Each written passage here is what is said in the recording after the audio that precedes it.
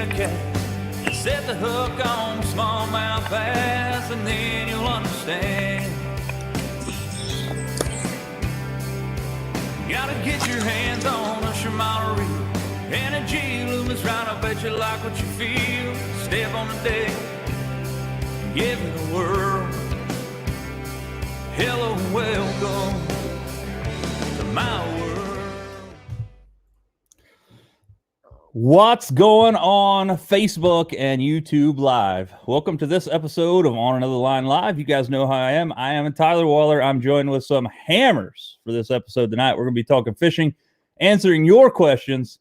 First and foremost, this episode brought to you by Hydraulic Services and Supply of Ashland, Kentucky. If you guys need anything done on your boat that's hydraulic, if your hydraulic steering is leaking or you need some seals replaced, get a hold of Larry Slack over at Hydraulic Services and Supply on Front Street in Ashland, Kentucky, and they will get you set up. A couple of things I want to talk about before we get started here with the hammers that I have on. If you guys have any questions and you want to get them answered, drop them in the comments below, either on YouTube or Facebook. We'll see them both. They will see them live. We'll answer them. First thing I want to talk to you guys about is I want to thank you guys for the support that you guys showed me last week. I finished second in the video of the year for YOLOtech, which is a big deal. I will say I got my rear end whipped by the guy that beat me. And, it was like I got more than doubled the amount of votes there. He got more than doubled. However, the amount of votes that I got was like 200 plus. So I thought that was phenomenal. Ended up winning a $100 gift card through YOLOtech. Going to pick up another Power Stick 53, one on the back, one on the front, bring some content to you guys. So without further ado, I want to bring everybody in, give them the opportunity to tell who they are and give some information about themselves, and then you can start asking questions as you see fit. So let's get everybody up here. Let's add Mark Hickey. Let's see. All right, so let's see. I muted everybody. Let's see. I'm going to unmute everybody. All right, so again, looks like we... You can't hear?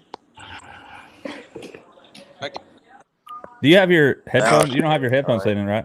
You good? Cool. All right, so again, we'll just go through the list here of people that's on the screen, give you an opportunity to tell who you are, where you're from, what you're doing, and then we'll get going. So we'll start with Matt K. Matt Cook from Independence area, BFLs, a little bit of the tour, FLW, Owen County Bass.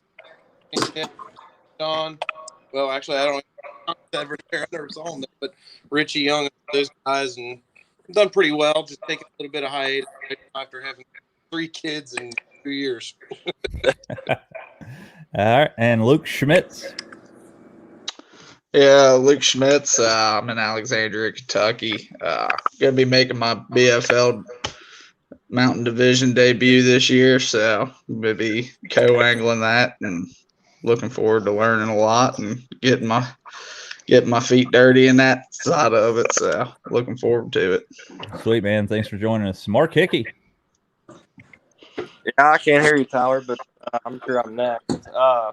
I'm Mark Hickey. I fish the Mountain Division BFLs, local stuff, Williamstown, river stuff around here. Everybody loves the river. I know how everybody loves that. So, glad to be here. Good bunch of dudes and talk some fishing. So let's get it on. Sweet. I don't know why you can't hear me, but Jacob Crappy, you're up.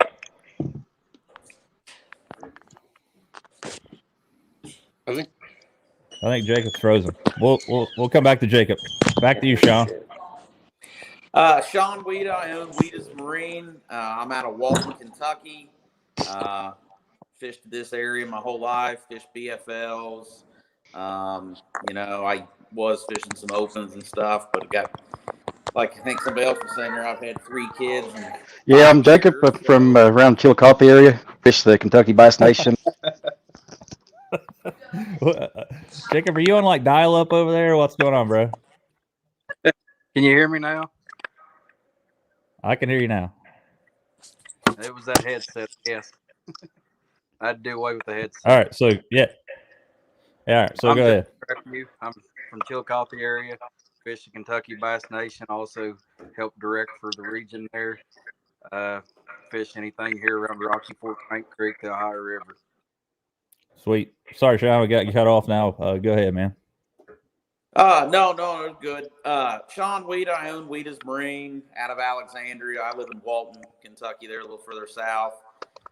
Fish BFLs, local tournaments, fish and bass opens, and some stuff back in the day. But mainly just a businessman, a dad of 3 little kids, and fish a few tournaments when I can. That's awesome, man. That's what it's all about. That second generation. So again, if you guys want to have a question, you want to ask some of these guys, drop them in the comments below. We'll get them going. But first and foremost, we had a comment from Corey Weaver, who is one of the owners of JB's Fish Sauce, and he had a very good question that I thought was really good. And we'll let the guys that fish the boater side of things answer this question. But his question was, what's an appropriate amount of rods that you think that a co-angler should bring in the boat with you if they're fishing with you in like a BFL or a Toyota Series?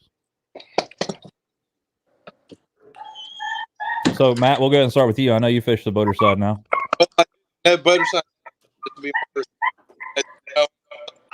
And for the FLW, I usually brought 4 rods, maybe 5, just depending. But the hardest thing to really get nailed down was how much tackle to bring. So you got to get with your boater, and you got to find.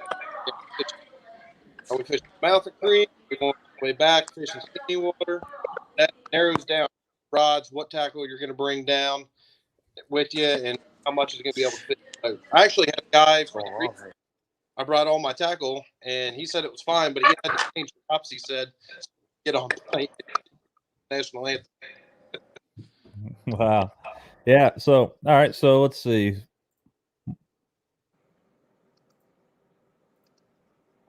Trying to get going on here. Mark, for some reason your mic is muted. I got you. Oh, there you go. All right. So if you can hear me now, I think you can. So what's your thoughts on that? Me? Yeah. So what's your thoughts on the amount of rods that somebody should bring in your boat? That's such a kind of a personalized question. The reason why is there's a couple different ways to approach that question. Is obviously you're going to first ask your boater what he's doing for the day. If he's going shallow, going deep, if he's going throwing spinner baits in the bushes, yada yada. That can eliminate a lot of rods. Obviously, you're going to bring a couple rods to try different stuff. Obviously, talk to your boater beforehand. Some of that excess baggage, if you will. So, being good with your boater, talking to him about what he's doing and how he's catching them. And I'd say the amount of rods, I see guys bring 6, 7, something like that. They only end up using about 3 or 4 maybe at the most. So.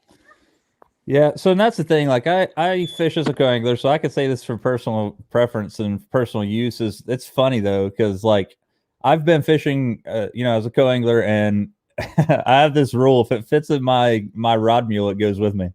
Which it's stupid to think, because you can fit 13, 14 rods in a rod mule pretty easily. Right. Obviously, I don't take that many, but I've been to tournaments where. And, it is what it is. You have the right to do it as a boater, and you do it all the time. A lot of people have the opportunity to do this, and you fight for that right because you're a boater. But I've had some people that are really free with the info you're talking about. Like, I'll go over and I'll say, hey, man, can you give me a little bit of insight of what we're going to be doing tomorrow? That way I know what rods to bring, what to tie on and things. Some people are like, sure, man, we're going to be flipping and pitching bushes all day. You might throw a spinner bait, but more often than not, we're going to be, up close and personal with these bass. So it gives me an idea of what to bring. And then some people are like, you'll find out tomorrow at 8:30. So I can narrow it down to 4 or 5 rods, or I can pack 13 because I don't know what I want to throw. So that's why I'm asking this question too. So Jacob, I know you fish as a boater now. So what's your thoughts on that?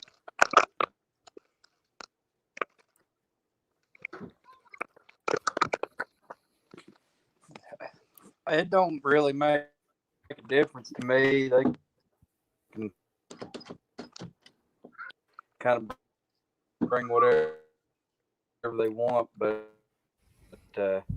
I know as a co-angler, I don't like bringing too many rods with me just for the simple fact of space issue, just in case they end up backlashing or something like that. But usually, probably around somewhere between 5 and 7, I think is a pretty good number. Yeah, I'll get with that. So let's see. And Sean, what's your thoughts? Well, you know, the thing is, as far as from my concern, I don't care how many rods the non-boater brings. I want them to have a good time. I want them to catch fish. You know, from my perspective, if I was the co-angler, I think when you start getting past about 7 rods, you're just going to make your area too busy. You know, you're going to have too much going on, too many tangles every time you go to get a rod. So, you know, that 6, 7 rods is probably enough. And I think the thing from the co-angler's perspective is, you know, bring rods that are multi-purpose. You know, as a boater, you may have your chatterbait rod, your flipping rod, your all this and that, but as a non-boater, I think it pays off to be more versatile. Maybe bring a 7-foot medium heavy that you could do several different things. You could throw a worm on, you could throw a spinnerbait on, you could throw a buzzbait on. That way you're not tangling, and you know, nobody when they're fighting fish wants 20 rods that are all piled up on the side of the boat. But I've had co-anglers bring 20 rods. I've had co-anglers show up and bring 2 rods. So I don't care, whatever they're comfortable with. But to me, about more than 7 starts making a mess. Yeah, I totally get that. First comment, Eric Moore says, an aggressive stance something that can only be achieved on the front deck of a skeeter. Well, no, the thing is, I think it has more to do with your physique. So I think that the more, you know, years of, you know, gas station fast food, sitting behind a desk helps a lot. But the more your physique starts to round out, the easier. No, an aggressive stance, Eric always gives me a hard time. I talk about that on the front deck of a bass boat. You know, when you're standing up, you're high on the bow, you got low gunnels. To me, you're getting with it. That's your aggressive stance Eric Moore's talking about. Now, so obviously we've got some movement going on in the bass fishing world as far as people jumping. Cody, Can y'all hear me? yep, we got you.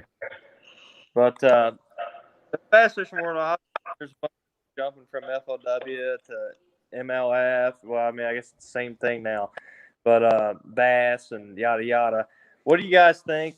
What's going to happen with that over the next couple of years? All this plays out. You think people will jump back to bass, back and forth, will stay, or what? So don't correct me if I'm wrong here. The only way they can go back to bass is if they have won the Angler of the Year or won a classic, right? Or a medical exemption.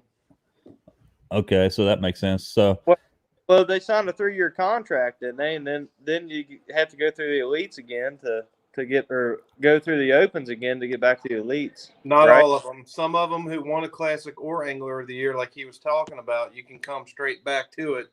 I can't remember what they called it. Legend status. That's what it was. Yeah. And they came back that way. But yeah, a lot of guys still fish. If they're in the MLF, they're fishing the elites, opens, and stuff like that, so that way they can qualify.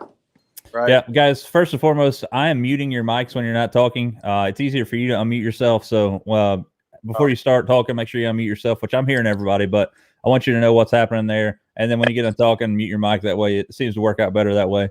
We got a question here, and we'll get back to that in just a second. Brian says, co-angler, are they more successful by downgrading bait size behind the boater? Let's see here. Let's start with Matt. What do you think? The best way to go about that, anytime you're in a tournament, whether it's with a buddy or with a co-angler in a tournament, and say you haven't found fish and you don't know what they're biting, is throw something different. I was at Dale Hollow. I had a buddy throwing square bill in 49-degree temperatures because I was marking fish, and I thought he was crazy. I was like, hey, throw out the back. And sure enough, he caught one down in the slot limit. It was a good fish, but we couldn't keep it. But I don't know. The biggest thing with that is I would just keep throwing everything different. Somebody throws something different at all times. It's the best way to success if you guys are on a team or, you know, you got a co-angler and you're not on fish or something. Yep, I agree with that 100%. Luke, what's your thoughts as the out of the back of the boat? Do you think it helps you out if you downsize your baits? I'm kind of just in the thought process of fish your strengths, fish what you're confident in fishing. Size to me, if you're feeling confident and you've got something going in practice on a bigger body style bait, that might be something that the person in front of the boat might not be doing. Just depending on what you figure out in practice and what you're confident in. Yeah, so I'll speak to that for a second. I actually had that happen, sort of something like that to me. Is I fished the Maysville pool in a BFL, and I was down there several days pre-fishing, and I was throwing a white spinnerbait, a little small spinnerbait from the tackle box here in South Point, and the guy in front of me was throwing a spinnerbait too, and I was throwing a way smaller spinnerbait. I ended up catching 4 fish out of the back of his boat in like the first hour of the tournament, and then he proceeded to go in the deck of his boat and tie on a small spinnerbait, and then ended up catching a limit in front of me, and I never caught another fish. So, Mark, what's your thoughts? Do you think it's good for a co-angler to downsize baits behind the boater? Yeah, I mean, any subtle change can do it. Obviously, whether it be color, whether it be size, bigger, smaller. Be versatile in the back of the boat. Just try different things. Try a bigger one. Try a smaller. Try different colors. Try something totally off the wall. I can remember fishing behind my dad many a times, and he'd be throwing something, and I would just be throwing a different color or something, just a little subtle change. Even as far as having eyes on my jig head and not having eyes on my jig head, can even do it. Just something different. So, yep, I get that. So, what's your thoughts, Jacob? Yeah, I just agree with the whole fishing something different behind him, not fishing the same thing. And I mean, even in team tournaments, when me and Andy was fishing together, we'd always make sure we wasn't doing the same thing. But if you start getting waxed, I ain't too proud to tie on the same thing either. Yeah, no, I get that too. I get that. All right, Sean, what do you got? Well, I think of the guys that hit the nail on the head on most of this. I mean, smaller baits typically get more bites. And let's face it, most of us are in the Ohio River Valley. So as a co-angler, I think the thing you got to realize is you're fishing a different game. It's a whole different world when you're in the back of that boat. When the guy's in the front of the boat, he has all the advantage to power fish. He's going to get the first shots, the better angles. So I think the mistake a lot of co-anglers, kind of going back to what I think, some of the guys have said here previously, smaller baits help, but I'm going to tell you the biggest thing is your angles. And so many co-anglers are caught up, I'm going down the bank, flipping the bank, and probably catching a few fish. And so they want to flip the bank. Well, not all the fish are right up on the bank. There's probably just as many fish, especially if we're on a lake, that are off the bank. And some of the best co-anglers I've ever fished with, they're not scared to throw right behind the boat. They're also not scared to sometimes use the momentum of the boat to pull their bait. I've not fished as a co-angler much, but, fishing out of the backs of boats with my friends and stuff, I've always had my best success when I pull a Carolina rig behind the boat or pull a Mojo rig behind the boat. So your baits is one element of it, but I think not always doing exactly what that boater's doing. You got a good boater that can hit every crack in a dock with a jig, you're probably not going to outflip that person. But maybe you take a shaky head and throw it on the outside of the pylons or the footers of the pylons. You do something different. And I think that's probably the key to the co-angling, Yeah, I think that's solid advice, man. So Brian says, hey, Cookie. Hey, Lucas. Hey, Hickey Stick. We got my buddy Stephen Chase. What's up, buddy? Richard McGuire says, Sean Weedy, just wanted to give you congratulations on the 2019 Angler of the Year. Link with Fry and the good friends of Poffenberger. Oh, yeah. Jake, guy. I actually fished with Jake at the Indian Lake BFL for the Buckeye division about 3 years ago. It was a good time. We had a great time. It was back when he had that bullet. I don't know what he had now. Matter of fact, I think the next tournament after we fished together, he actually blew the power head on his boat or something. Let's see. By the way, Richard, you asked me when I was going to have Kyle on. I tried to get Kyle on tonight. He said he was sick. Hopefully he doesn't have the Rona, but he said he would get on next week. Then Brian says that was him throwing the square bill out of the boat. Cody Hall says, Cinco, boys. That's all you need. Hey, 100%. Michael Boggs says, hey, Sean Weeda is on tonight. He sure is. Corey Weaver, late to the show. Good evening, gentlemen. Grinding away at work. We're looking forward to catching as much as I can. Well, I'm glad I'm not at work, and it sucks that you are, but somebody's got to make some money for that fishing habit that you got. So now, since we don't have any more questions, I'm going to throw out a question here that it kind of we've been talking about hitting on, for the past few times in my shows, and one of those, and Sean just kind of brought it up there a minute ago. Do you think having a rod for every bait that you want to throw is that beneficial, as opposed to having, like, say 10 rods that, as Sean said a second ago, that you can do multiple things with? What's your thoughts? Do you think you buy rods that are specific to that thing, or do you think you can just get away with just having like a versatile arsenal? What do you think, Matt? You can definitely get away with, fishing on a budget, not getting the most expensive reels. I mean, I don't have a bunch of high-end stuff in my boat, but I do have a lot of technique-specific rods for flipping. I got, my 7.6. I got an 8-foot rod for cranking down a Kentucky Lake on a ledge. I mean, and it does help. It will help you catch the fish that you want. The sensitivity is the biggest thing. I mean, you can't just throw, a flimsy, extra fast tip rod with a jerk bait. It's not going to give that action that those fish want to see with a jerk bait. You got to have, just regular fast tip, medium or medium heavy rod. It does make a difference in that sense. Yep, I get that. So what do you think, Luke? I can tell you I am balling on a budget. So a lot of what I'm trying to be set up with this year, I got some lure specific rods set up, and then I got some more rods that I'm trying to be a little more flexible with for reaction baits and speeds and things that I think might not be the ideal rod to bait combination, but can probably get me by. Yeah, and one thing that I've found is I'm not bait specific. I do have several rods that are bait specific, but the reason I'm asking this question right now is I'm looking for a rod to throw an A-rig on, but also throw big 5, 6, 7-inch swim baits on, and I don't want to. I feel like that is a technique specific rod, whereas opposed you're not going to pick up like a medium heavy 7'4" rod and get that done. So I'm trying to figure out how I want to tackle this. I think I'm going to, I fish Shimano and G Loomis, so I'm looking at an X Pride, and also I think they have a Poison Adrena, which is a 7'4" extra heavy moving bait rod. But I'm just trying to get your opinion. So what do you think, Mark? Oh man, I tell you what, I've got a ton of rods.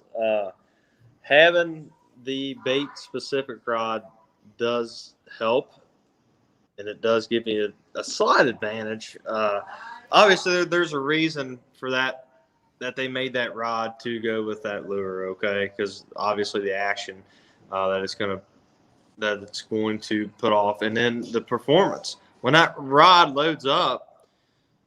What it all depends on how that rod loads up with the bait that you're using. Because if you got too stiff of a rod and it don't load up, you're not going to get a good hook setting that fish, depending on what you're throwing, obviously. But you want that rod to really bend and load up and really jam that hook in there like it's supposed to be. So, it all depends on the hook set. So I think yes, 100%.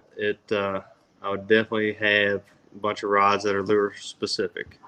Yeah, and another thing that the back end of that question is that there are lure specific rods that I use for different lures. For example, I have a 7-power cranking rod, IMX Pro, that I throw topwater on. Got that parabolic bend. It's going to have plenty of backbone, but you're also not going to rip it out of their mouth. But it's a crankbait rod, you know what I mean? So it has both ways. So what do you think, Jacob? What's your take?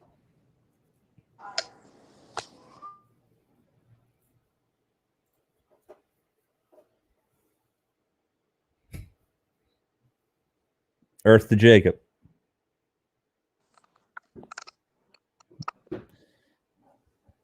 I guess he don't hear you. Can you hear me now, Jacob? He's frozen. Yeah, he, it he wouldn't may let me not. unmute. Oh, Can All you right. hear me? Yeah, I got you now. Yep. Honestly, I'm all about the technique. Yeah, I get that too. Specific So rods. I mean,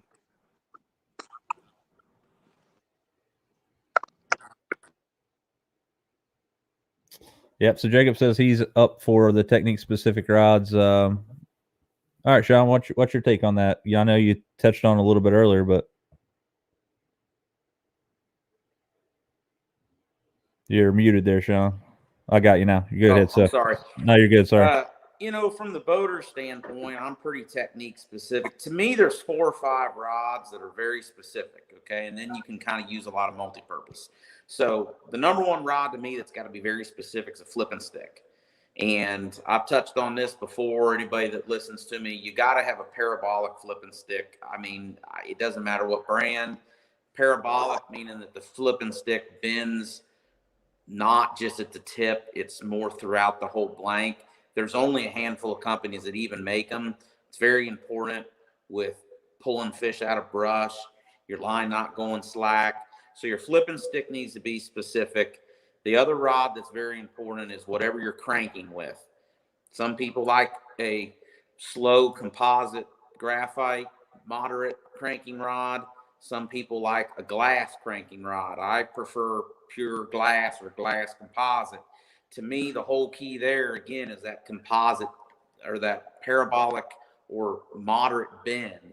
The chatterbait rod is specific, although it is very similar to a heavy crankbait rod. It's, again, that glass moderate rod. The last rod that I'm real specific on is a frog rod. A frog rod needs to be 80% backbone, super fast tip so that you can walk the frog. But when you set the hook, it's the opposite of what I'm talking about with the flipping stick and the crankbait rod. It's instant connection to get the fish up. Now, outside of those rods, to me, I could use the same rod to throw a spinnerbait on, a buzzbait on. I could probably use that same rod to pitch a Senko around.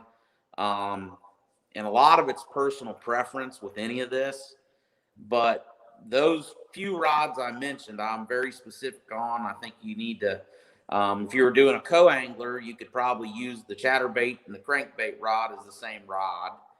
You could use your parabolic flipping stick to throw your A-rigs on, your swim baits on, a big crankbait, you know, like a 10XD you can throw on a parabolic flipping stick. That 7-foot medium heavy, that's probably the co-angler special because you can really use that sucker for about anything. Yeah, I give it that too. Stephen Chase says, "Don't forget Tyler smoked you from the back of the boat." He did. I put him on some fish. He worked me, but I caught the biggest one, so that's all that matters. Richard McGuire says, "Tawita again. What do you think about going back to Potomac for regionals?" I would love to go there. I didn't get to go. I made the last regional Potomac, and I had something come up with business. I couldn't go, but I'm all about it.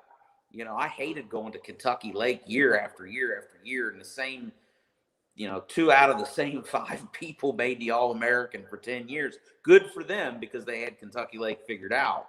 But I love going somewhere new. I love fishing on the East Coast, tidal rivers. I think you're going to have to really watch out. One of these Ohio River Valley river rats might find them fish on that Potomac River. Yep. Fred Redfern says, "Hi guys." Herb Parks says, "Wake up." So in the response to do you think that fishing, you know, the rods should be specific? Michael Boggs says, "Whatever is most efficient, time management in tournaments." And I agree with that. You only have so much time to catch fish. Richard says, "Who's still making a glass rod?" I can tell you that Shimano makes a glass rod. There's some Loomis glass rods for sure. But I can't tell you other than that, man. But I'm sure there's 100 companies that still makes a glass rod. Any of you guys feel free to hop in there if you guys have some rods that are glass. Yeah, there's a bunch of good ones. Powell makes one. Daiwa makes one. I'm cranking with an arc, which is a composite glass rod. A lot of companies, have got them in the last few years. Come back out with them. Yeah, Herb says that that wake up comment was for Jacob because it looked like he was frozen there in his sleep. Jacob said that his phone kept freezing up, but he's still on here. So, Sean, do you remember this rod? I can't see it. hold on a second here. What is it? Right, Miguel? Yep. Oh, yeah, that's a good one. Rick Klun. Got him up $20 at Field and Stream when they first. Yeah. Yeah, that's a good rod. Love them. Yeah, that's cool. And that's another thing, man, is like, I fish some really high end rods because I have the opportunity to. But I am not kidding you guys. I rode into a tournament, and again, I'm not a professional. I don't claim to be a professional. I like to I have more fun on the planet fishing than I do pretty much any other thing. And so I go out fishing, and the guy comes back in and absolutely throttles us, beats us by like 14 pounds, and caught every fish in his boat on his Zebco 33. Oh God! Yeah, he didn't just. We have, know somebody on the river that wins with a Zebco 33, Hickey, don't we? He didn't just have like one Zebco 33. This dude was loaded. He had like 14 Zebco 33s on his boat. He beat us by like 14 pounds on like a old school purple cream worm. Yeah. We know a guy. Oh man, that's rough. Yeah. Sean or Frederick first says, Sean, I agree with you on your red rod selection. Eric Moore says, y'all even fish? No, man, I don't have time. I'm too busy running a YouTube podcast. Here we go, armchair Captain Moore. From what I understand, I'm pretty sure Eric had the opportunity to come and join us, but I don't know what happened there. He's too busy. He's too busy making memes. I think Tuesday night's meme night for him. He makes memes. Yeah. He's too pretty. Now, he's the Mono G. Loomis freak. Eric Moore. So we can be friends then. He could build a house. I'll tell you what, Eric, he gives me a hard time. I've never met anybody in my entire life that has that kind of passion for fishing. And that goes hard. I mean, that guy, first time I ever met him, we were at a FLW tournament down at Barron River. And I ended up getting on some fish with some swim baits. We started talking. We had a good time. But I've never seen the drive and passion anybody's got. And, I mean, we mess with each other hard, but he's a good dude. I like that corner. Yeah. Jeff Wallace says, love my medium-headed David Fritz rod. I think I bought it off Crap You. Cody says Combs will take your money with those Zebco 33. So that must be the dude you guys are talking about on the river. So good question here from Jacob. Who else coming to the Tackle Box Open House this weekend? Just so you guys know, if you guys are just now joining us, a lot of these guys obviously are not from our area, but if you do want to make a venture up this way to South Point, Ohio, Greg Drown and Debbie Drown at the Tackle Box in South Point, Ohio are having their annual it's their open house. They do huge specials, huge deals. Normally it's just a weekend. It's Saturday, Sunday. They have extended the deals the entire week to expand on social distancing. Masks are required, but there's a lot of good deals. $1 off all Strike King hard baits, 10% off rods not already marked down. $5.99 on Yamamoto's. I think Guggen baits are $4.99. I think 20% off Costa. The list goes on and on. There's a ton of stuff. I'll be there all weekend. Jacob Crappy will be there. Drew Sadler from Shimano will be there supporting or representing Shimano. One thing I will tell you guys, and I don't want to say this and have you guys think that I'm trying to sell you on this because I'm not. The supply chain from Shimano is non-existent right now. There's about 1,300 rods in stock at the Tackle Box. Greg ordered about 400 more Shimano and G Loomis rods in August and hasn't seen the very first one of those yet. So what I'm saying is the weekend, the ones that he's got in stock, rods and reels, maybe all you can get your hands on for this year. So especially if you're getting ready to do some tournament fishing, come up there and check that out. If you are watching and you're planning on going up there, he does a 1 penny per yard spooling of monofilament. He's not doing that this year just to get people, to spread out and social distance. But that being said, if you guys want to come up and see myself, Jacob, Drew Sadler, there'll be a ton of different people there. You're going to see, I'd say Chase Sansom will be there.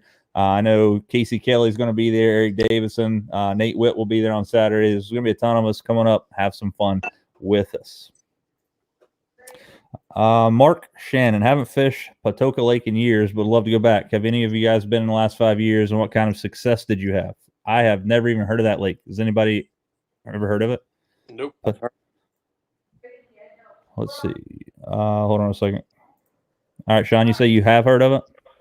Patoka Lake's a pretty famous lake in Indiana. The Hoosier Division goes there a lot.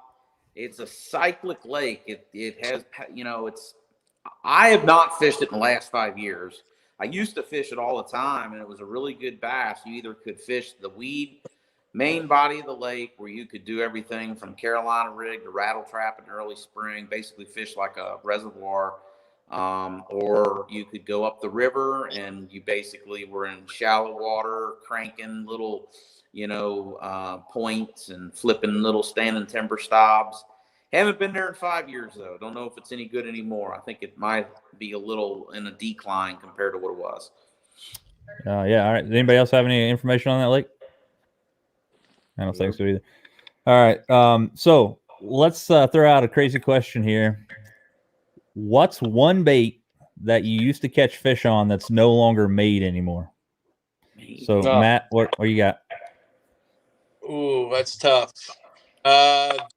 It was more of a trailer, Dawson trailers that were on the back of the I used to throw all the time, and I can't find them anywhere.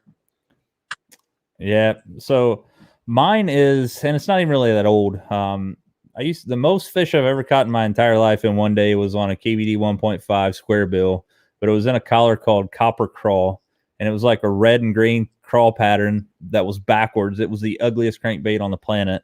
I have like 6 of them, and they are going for astronomical amounts of money on eBay, like $30 a piece. So apparently I wasn't the only one to like them, but they are discontinued, just like every other thing. So let's see. We got Sean in next in order. What's the bait that's no longer made that you used to catch fish on, Sean?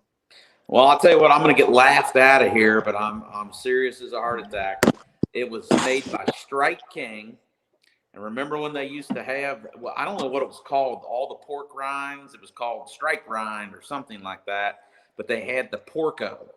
And the Porco, it was this big strip of pork. And it looked awful. But you put a weedless hook, like a shiner hook on it. And it was a weightless. Bill Dance used to use them all the time. It was a weightless. It was the most beautiful thing in the world. And I'll tell you what, it was kind of a predecessor to a Cinco or a floating worm. That's basically how you fished it. I used the junior version, and I'd skip it up underneath stuff and twitch it. It would fall and kind of shimmy like a Cinco. I used them for years. I bought cases of them when they stopped making them back in the probably late 90s, and then the ones that I had just kind of rotted and didn't preserve. But the Porco was the deal. Sounds like the same action as the old Banjo Minnow. It was probably in the same class as the Banjo Minnow, to tell you the truth, but it caught me, Yeah, that's cool. All right, Luke, what do you got? I got nothing on that topic. Nothing? None? Nothing off the top of my head. Everything that I catch fish with, I can still pretty much go and get. So I know one thing with the whole COVID stuff, the terminal tackle and a lot of stuff's getting harder and harder to find. Well, you're not just kidding. That's what I was saying a second ago with the Shimano and G Loomis and anything, man. Like, I will tell you that it's crazy. Like, I don't understand it. Like, most of the stuff is made in China, Japan, overseas, and I get the shipment here and the supply chain's all screwed up. But like, I know for sure the people in China and Japan have not shut their doors. They're still making that stuff. Like, nothing slows those people down. So, like I said, I hope to, one good thing about that's come out of COVID, if there's any kind of bright shining light that comes out of this, is that there's more people on the water now than there were last year. Sales in Ohio for a fishing license was up like 30%. I went to lakes on like a Wednesday during the quarantine thing, and there was like 150 boats in Yatesville parking lot on a Tuesday. So people are fishing. but that's in turn screwed up the supply chain because people are buying more equipment, they're spending more time on the water, they're losing more baits, etc. You can see where it's kind of a a rapid cycle that's kind of eating itself up. So Jacob says his old lure is the head and dying flutter. Jeff Wallace says you might have some of those porcos if they haven't dissolved. Somebody start the bidding. Yeah. Herb Parks, mine's a Gander Mountain brand 4-inch finesse worm. Mark Shannon says Old Rebel Deep We Are was killer years ago. Love to get my hands on some. Michael Bogg says nobody working. No. All right, Mark, what's your thoughts on that bait that's no longer made? Do you catch them? So years ago, my dad he gave me a pack of these ringworms. They were about 5 or 6 inches, and they were ringworm. He had a bunch of them, and he said, "Keep these. These are dynamite. Certain times of the year, on Kincaid and on like Carnico, and then sometimes the river. But they're just I got some out there. I can't find them because, of course, I ain't got a boat, so all my shit's thrown in a corner right now. But they're just like a 5 or 6 inch ringworm, and they're orange. It's like orange and brown color. And he gave them to me years ago. They don't make them anymore. And I'm not sure where he got them from, but that was like 10 years ago. So I still got a whole bunch of them, and I fish them. I don't know, maybe once in a while here and there, but I don't even know what they are, who made them, yada yada. But they're just like a 6-inch ringworm. Andy Sparks says he misses the Terminator T1 spinner baits, the titanium one. Yeah. Jacob says put Andy on the show. Jacob, send Andy the the link. He says no service. I think that's a cap out. That's a cop out. Sean can hook you up, Mark. That's what he says. Richard, I think Kyle told me a story about you earlier, and I was asking him how he knew you, and he's like, I fished with him on Indian Lake. I'm pretty sure of it. He didn't say pretty sure. He's like, he's the guy that had to get the 1.5 out of my earlobe. Is that true? Jacob Crappy is calling out Andy Sparks. He says, #scared. All right, so I got some new faces on here. Mark answered the question last week. I'm going to throw it out to you guys. 2 baits. I ask everybody that's on my show this. 2 baits, 1 bait that you would never leave home without. You don't even think about it. You don't care what time of year it is. It's in your boat. You could fish it whenever. And the second part of that question is, what is 1 bait you think is overrated? So I'll go ahead and start with that. First bait that I'll never leave home without is going to be a Texas rig, the Zoom Speed Crawl with some tungsten, probably 3/16 to a 1/4 ounce. Again, peg sinker. That's what I'm never going to leave home without. And a bait that I think is overrated is the Whopper Plopper. What do you got, Matt? Never leave without Texas rig with a 3/8 ounce wood tungsten, never chip weight, but it's got to have the Reaction Innovations King Beaver green pumpkin on it. And the bait that's overrated, I would have to say Whopper Plopper or A-rig. I don't have much luck with either one of those. I got it. All right, Sean, what's your take? I would say a 3/8 ounce compact jig. Okay, probably in green pumpkin. I wouldn't go anywhere with it. I could fish it in deep water, shallow water, swim it, do a lot of different things with that jig. As far as a bait that's overrated, I was sitting here racking my brain. I don't know. I mean, probably. I don't know. They all have their, they all have their time and their place. I don't know if I have one I think is overrated. Yeah, I got you. Yeah, so Richard says that was a rattle trap they got out of Kyle's ear, so that is true. I thought it was a 1.5. Adam Barber says, what collar of speed crawl? Man, I had this old fella one time tell me on a boat ramp, and it goes back to the old Henry Ford statement where when he was making the Model T, He said you can have any color you want as long as it's black. Well, this old fella took it upon himself to tell me that I can fish any color I want to as long as it's green pumpkin. I have a feeling that green pumpkin catches more fish than any other color on the planet. Yep. So this is a true story too. Steven says, don't forget I caught a 10-pounder on our whopper plopper. He did at Chick. He sent me a picture of it with the scale. Dude caught one almost 11 pounds on a plopper. So again, to each their own.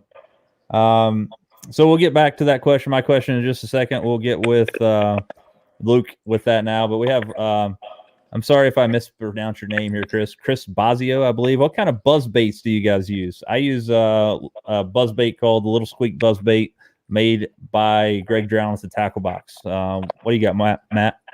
I don't throw a buzz bait much, but I buy a double-bladed, I think it's called a Terminator. It's one my buddy uses a lot. Stays real high in the water column.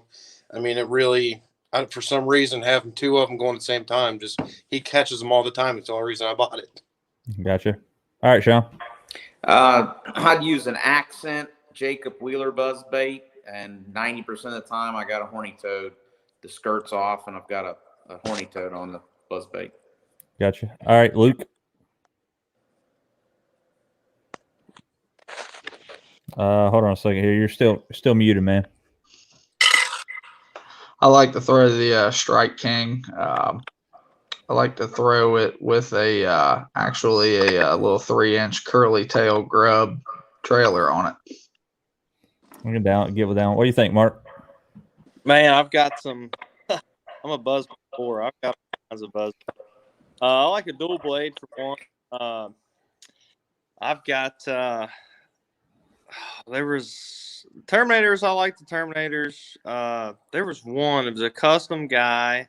I bought it off of him at a show. I can't remember who he was, but that buzzbait dual blade, it was like up by the blades, like you could tune it real good. Like you could bend the wires like really easy, but it was still tough and strong.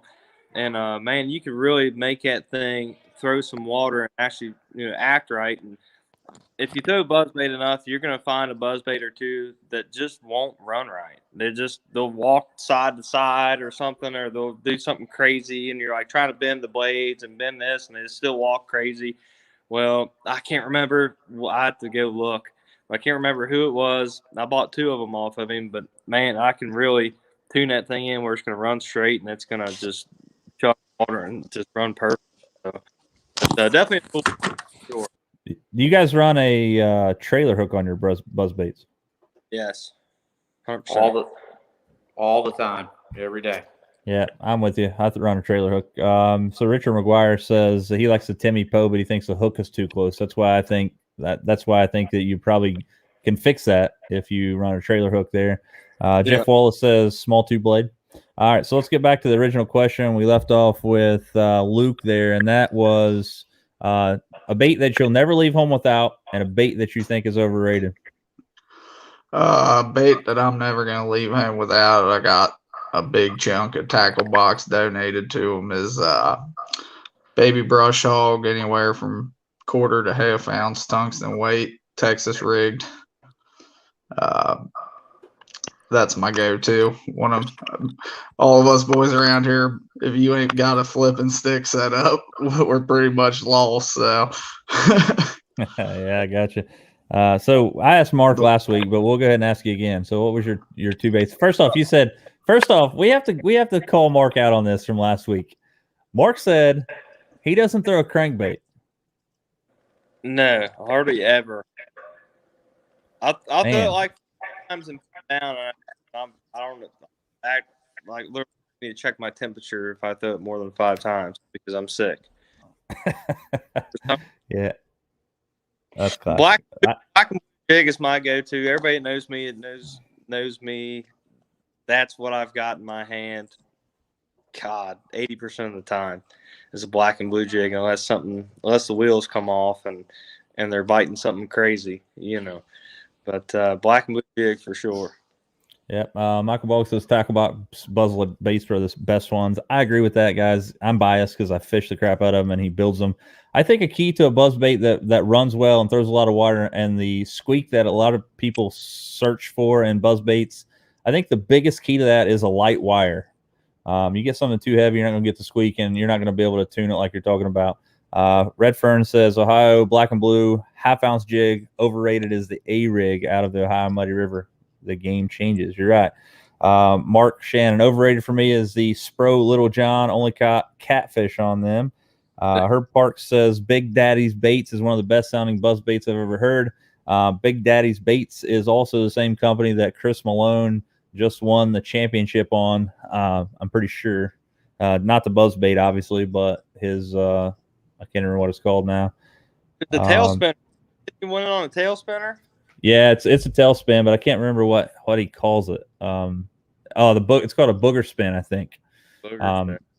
Yeah, so you can find them on. I don't think he has a website. Big Daddy's Baits on Facebook, but I'd say after Malone smashed him on him down there, I'd say you're probably a several month wait. Matter of fact, that guy posted a picture on his Facebook the other day that he had like Band-Aids on all of his fingers where he had been pouring those things and hand tying them.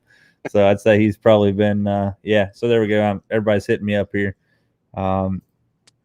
Jerry Schmitz, don't let Luke kid you. He didn't go to the mailbox without a frog with him. Oh, he's calling you out, Luke. What do you think about that? Well, the frog is definitely something that's been hit or miss for me the last couple of years. I had one good day down in Elmer Davis this past spring. Me and a buddy of mine whacked him pretty good all day long on a frog. Those are the magical days. Yeah, that's cool.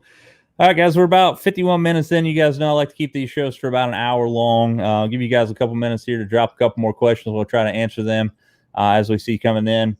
But again, I do want to remind you guys, Tackle Box Open House, 13th and 14th this weekend. We'll be there all day, both days. All the Tackle Box sales run through the next week. If you don't want to get out this weekend, definitely do that.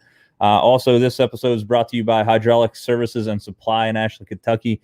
Get a hold of those guys over there if you need anything done with hydraulics, guys. Man, I'm telling you guys, I called. So I know Larry Slack. He's been a buddy of mine for quite a while. He gets a job over there. He's running the shop. And I call him. He's like, hey, you work at a hydraulic place, right? He's like, yeah, sure do. I was like, well, the hydraulic steering on my boat is leaking. Can I bring it over and have you guys fix it? He was like, sure, no problem. So I took it over there. We put it in the shop, and he gave me a tour of the shop, dude. And I'm not talking about like, the hydraulic cylinder on my boat was probably out of the scope of the stuff that they even do that small. Like I'm talking hydraulic cylinders that are 40 inches in diameter that are in like the hydraulic locks of a dam on the Ohio River. These guys are actually putting in their shop and re-sleeving these things and stuff. They have an astronomical amount of hydraulic stuff over there. If you need some hydraulic work done in any manner, get a hold of those guys. Mark Shannon, what's your favorite swim bait and swim bait head? Sean, you're on top. A Kitech swim bait, just in different sizes, and the brand of the head doesn't make any difference to me, but I want a triangular shaped head that tends to get the bait to rock more. If you put a ball head or a archy head, it won't rock. So I want a triangular shaped head so that the bait will rock like that. I got you, Mark. Definitely a Kitech. I'm definitely a Kitech guy through and through. That's about all I throw, and I agree. I do like the rectangle heads. Gotcha. So let's see here. Who's next? We're gonna have Matt. Definitely Kitech in the spring and fall, but in the summer I love a Shadowlicious. And the same thing with a flat head, so that way it moves that paddle really well. Gotcha. Luke. Hold on. You're still muted, buddy. Sorry. I'm on the Kitechs as well. I like the Kitechs. I like them Trocar. I can't remember what the exact name of them are, but the swim bait head that Trocar comes out with. And also like the Zoom paddle tails a little bit more for as trailers for things, but gotcha. Let's see. Richard McGuire says, Weeda, what weight do you like on that buzzbait? Hold on a second, Sean. All right, go ahead. probably 90% of the time, just a 1/4 ounce. If you take a 1/4 ounce buzzbait, you put that, that zoom toad on the back of it, that weighs a lot. I can cast it really far. I mean, I used to throw an 1/8 ounce buzzbait a lot, but I found that throughout the years, I don't get any more bites. So I'll throw a 1/4 ounce. The one thing I change is if I'm around here, I throw the smaller profile blade. And if I'm basically south of Walton, I throw the full size blade. So, Mark, this question's directed to you. So Jordan Rochelle says, "Hi, Stephanie Hickey." So I don't even know who Jordan Rochelle. Jordan Rochelle? Yeah, she knows. She's like, "Oh yeah." Stephanie's in the background back there getting shout outs. Yeah. She's worldwide. Yeah. Oh, she's definitely worldwide. All right, guys, we're about 55 minutes in. So I don't see any more questions. We'll wrap up tonight's show. Here's the thing. If you guys want to be a part of the show, we're going to try to continue to do this for a few weeks till it gets warm, and you guys are going to see some content that's out there for me on YouTube and things. Again, I do have a couple of things I want to try to do this year, and that is, you guys know that I have a goal to try to catch a fish in every state in the United States before I die. So one of my goals this year is to catch a fish in a state that I haven't caught a fish in yet. And I've knocked out a lot of them around here, so I'm going to do some traveling to do that. But my biggest goal is to hit 4,000 subscribers on YouTube. So if you guys haven't went over and subscribed to On Another Line on YouTube, I'd appreciate that. As well as if you're seeing this on YouTube and not following my Facebook channel, which is the same screen name, definitely do that. Appreciate it. So again, I want to thank Sean Weeda, Mark Hickey. We have Matt and Luke Schmitz here. Thank you guys very much for joining us here on Another Line. I appreciate you guys very much. Thanks for the knowledge that you dropped on us this week. And if you guys want to be on again, definitely shoot me a message, or I can keep in touch, and we can make it happen. Appreciate it. Appreciate it. Thanks for having me. If you guys can get out there on the lake right now and lean on them, do so. If you can't, sit back on the chair and watch the pros do it. We'll see you guys next week. Same time, same bat channel, on Another Line Live. See y'all. You guys.